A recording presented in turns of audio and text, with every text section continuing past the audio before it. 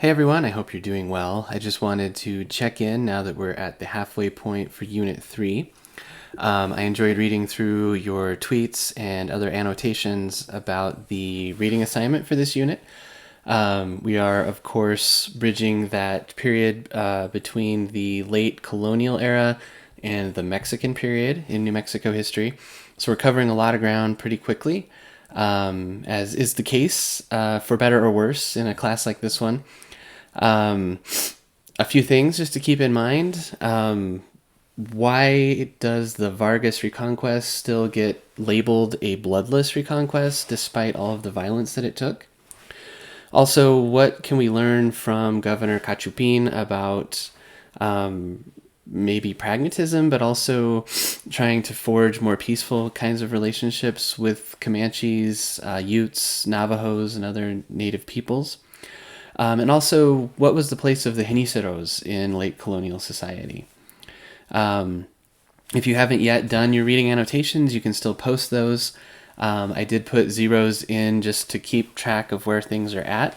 But remember, you can always make up any assignments. There are no late penalties, so that is all open.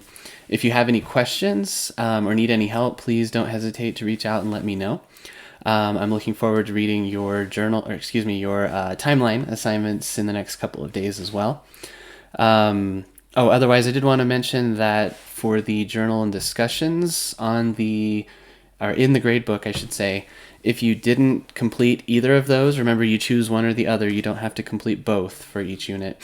So if you didn't do either one, I'm going to put a 0 on the discussion column just so you know that assignment has passed. Again, you can do that with no late penalties. You can go back and catch those things up.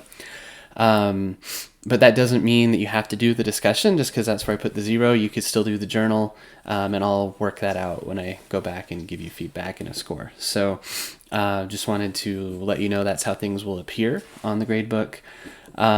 Also, if you find that you've fallen a little behind, depending on how you work, it might be better for you to start on the current assignments that are coming due. So for example, to do the timeline assignment for Unit 3 right now, because that's due tomorrow night, before going back and making things up. If you work that way, then you might feel like you're not falling further behind as you try to catch up. So do the things that are current in terms of the schedule for the class, and then go back and make things up. All right, hopefully that's helpful. Again, let me know if you need any help, if you have any questions. It was good to see a few of you yesterday at Dr. Cahill's presentation. Do give that a look if you missed it. She had a great discussion about New Mexico history, specifically the period that we'll look at the end of Unit 4 into Unit 5.